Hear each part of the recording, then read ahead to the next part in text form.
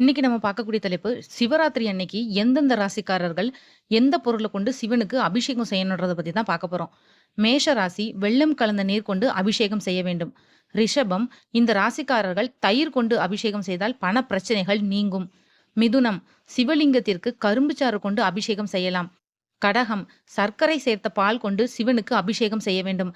மந்தாரை பூ கொண்டு அர்ச்சனை செய்ய வேண்டும். சிம்மம் பால் கொண்டு சிவனுக்கு அபிஷேகம் செய்யலாம்.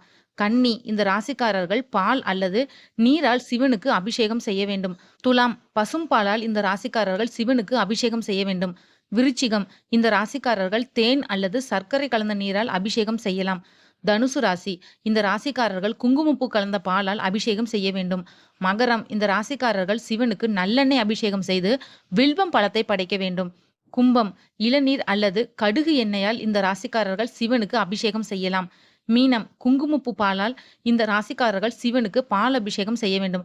இந்த வீடியோவை மற்றவங்களுக்கு ஷேர் பண்ணி விடுங்க. இந்த மாதிரி பயனுள்ள தகவல்களுக்கு மறக்காம சேனலை சப்ஸ்கிரைப் பண்ணுங்க.